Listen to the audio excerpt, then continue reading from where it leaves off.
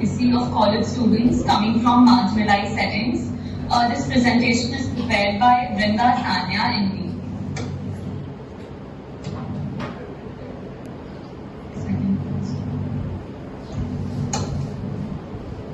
So we'll start by defining self-efficacy. Self-efficacy was a concept proposed by the psychologist Albert Bandura. Self-efficacy basically refers to an individual's belief in themselves to execute a particular behavior or to achieve a specific task.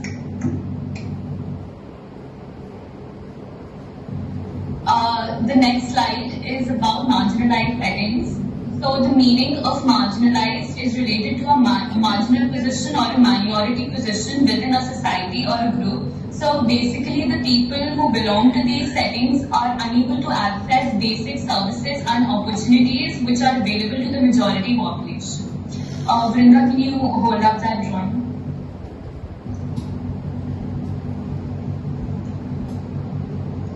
So basically, Aditi, go ahead. I'm holding the drawing. Alright. So basically, in this we see three circles. The circle in the middle represents the majority population, and the two circles on the side of the main circle represent the minority population. And basically, what this drawing is trying to explain is how they are excluded from the majority population and how they are being discriminated on the basis of either caste, race, sex, ethnicity, place of birth, etc.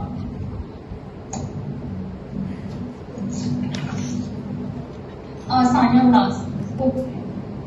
Yeah, okay. So now we will kind of explain to you what marginalized settings are. Now I would just like to ask the class, what do you think are students that would belong to those marginalized settings? Like, what do you think are examples of certain marginalized settings that you can give to us that students might come from?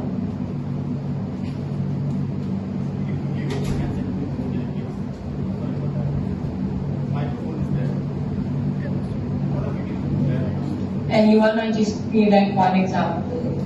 Like any marginalized setting you can think of.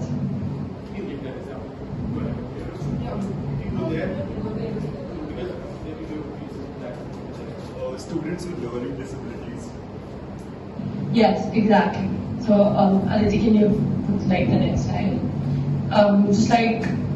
I think Dhruv answered that. So Dhruv is right now. Aditi will go into details of the answer.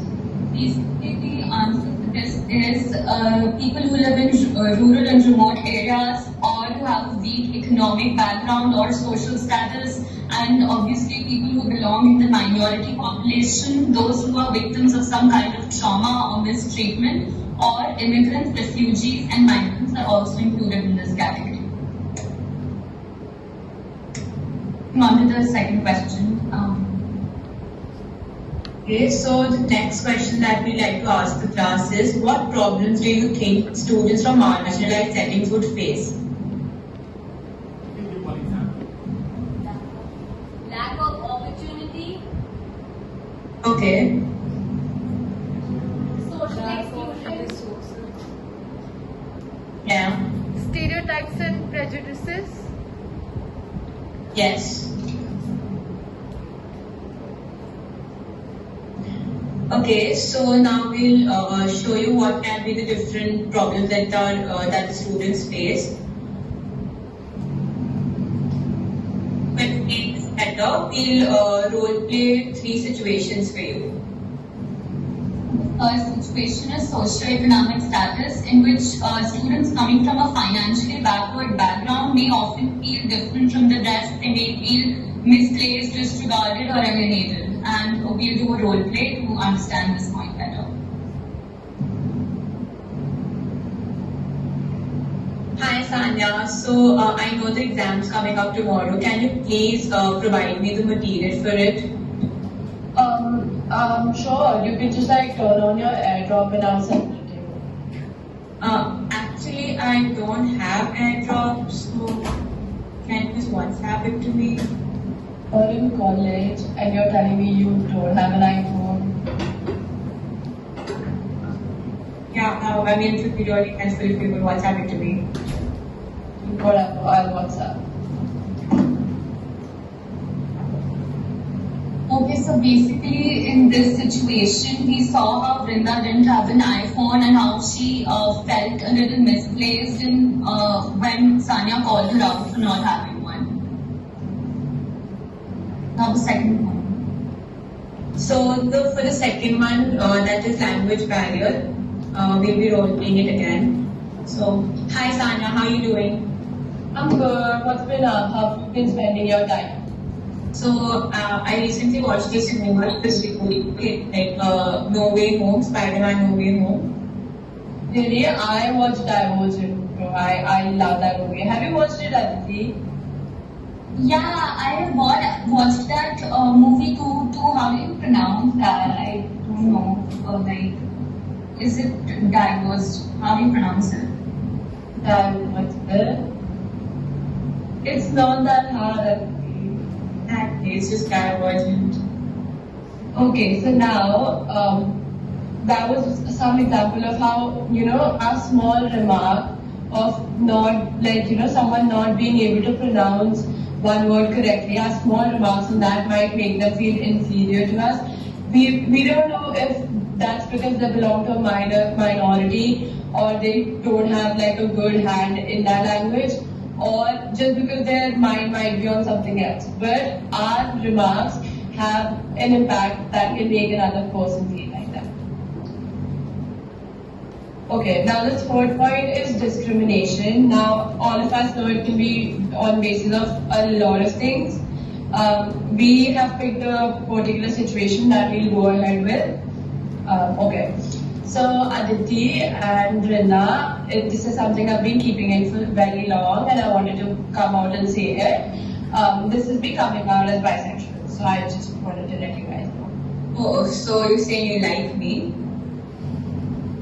No, and by the way, you coming out as bisexual, you cannot sleep with us, no? Like, because you like girls now, obviously. I mean, What? Okay, so from this little situation, we see how because of her sexual orientation, she was being discriminated. Now, this can be because of many reasons. It can be your ethnicity, some disability, your race, religion, etc. Now the examples that we gave are just very few, relatable examples that we could think of.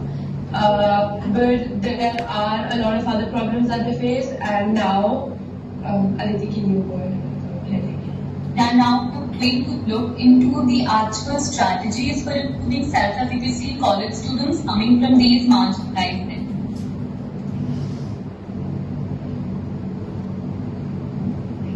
Okay, so the first point that we'd like to start with is interests and preferences.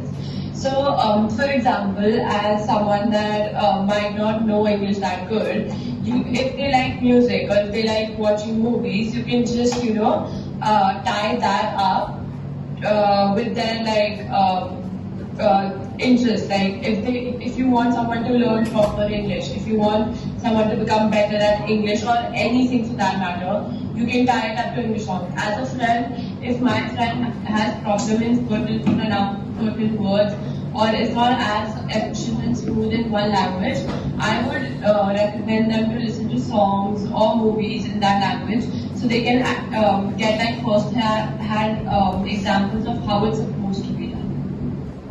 Okay, second is appreciation and recognition. So if you appreciate and recognize little things of a student in class, for example, them participating while you ask a question, even a little appreciation like hand gesture, like a thumbs up, could really motivate them and increase their self-efficacy to perform better. Okay, now the second point that would be structure and inclusion. Now, it's obvious that not doing anything will not help the other the person that belongs to the minority, right? So if they have to learn English, or if, for example, they want to feel included, they would have to set some work like goals, and so would, as a friend or as a teacher, so would you have to do it. As a friend, if my friend is bisexual and I hear someone talking, like saying something about them that it like brushes me in the wrong way, I can step forward and stand up for them if I see them not standing up for themselves. If I want them to, be better at English, I can be like, set goals for yourself. So they might set goals like, okay, this week I watched this many YouTube videos for like pronunciation or something like that. So it's important to like build a structure around how you're gonna do something, but it's also important that you make that person feel like they have someone holding their back and they are included.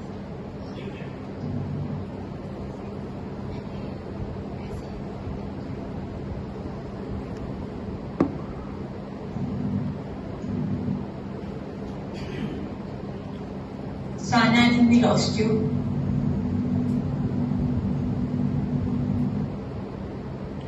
When did you lose me? When was the last thing I said?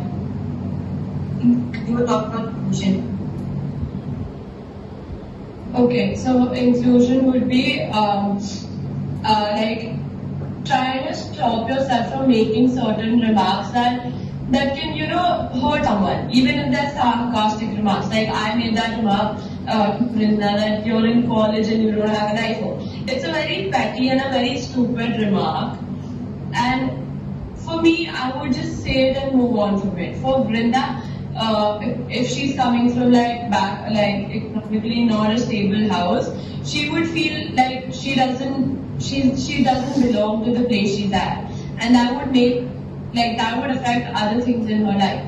So it's important to have structure. It's important to set goals, but it's also important to feel welcome. Like personally, I feel like majority of us cannot work if we are being alienated by everyone. So I think it's important that one person or a group make you feel like you belong there. Okay, last strategy that we came up with is freedom.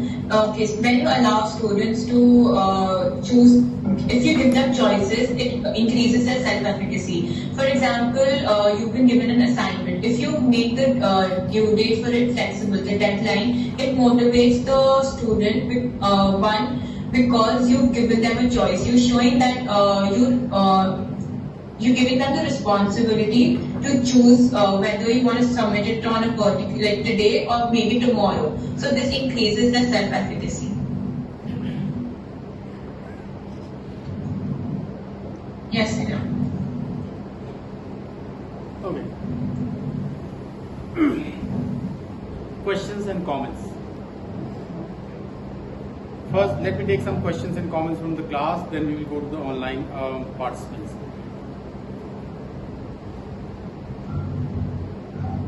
Yes, Dhruv is there. Please go on. So they talked about how for certain people might face hurt. Should I speak in that thing? Okay, yeah, perfect. Right. So they talked about how there are individuals who are language barriers, right? Marginalized students. But then they talked about how exposure to media, which has different language might have. Could they elaborate on that? I mean, can you just elaborate upon, he found a kind of conflict. You were talking about the language barriers, and then you were talking about the role of media. So if you can elaborate a little bit on that, what he said. Alright, so basically what we meant by that was, since we're in college, we're college students, right? And all of us have a degree, and all of our books are in English and all. So all of us, to some certain level, would know how to make basic conversation in English. Now, to make our English better or make our pronunciations better, it would make it easier for us as individuals to hear someone else say it. And if for me personally, it'll be very easy if I listen to it in a song, because it'll be easier for me to recall it because it's a tune, right? So if I forget one word and I have to recall it, and I remember that I heard it in some song one time. And if I can't recall the song, I can recall the tune before that, and then usually the song comes to you. Just a quick, remark on that. Did you say that English language? They should know it, since they are in college. They should know English language. Is that what you said? for our example, I said that since we're in like a college that has English as one language, and all of our books are in that language as well, we on a daily basis have proper conversation in English, right? If this was like government college, I would have said that statement. But since we took the example of pronunciation rather than the proper language, that's why I said it. Oh, okay. Because my understanding was something different. I thought, like, when we are talking about the marginalized settings, and we know that more than 75% of population in India, especially the youth population, they are living in the in the highly underprivileged and marginalized settings. They don't have even access to. Yeah, that's why. Yeah. For our example, we're not talking about the particular language because we know that that language might not be accessible to everyone. But for the people that know that language but belongs to an area, It is one of the problems that they face. It can be because they did not have the resources to learn a particular language. So when they come to a setting, that is a problem they might face in communication. Right.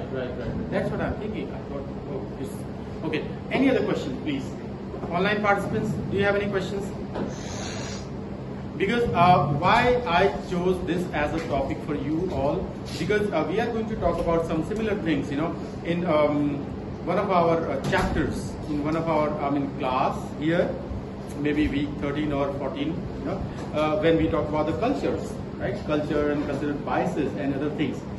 So anyhow, any more questions? Yeah. So online participants, you can now, how do I do that? Wait. Now Aditi is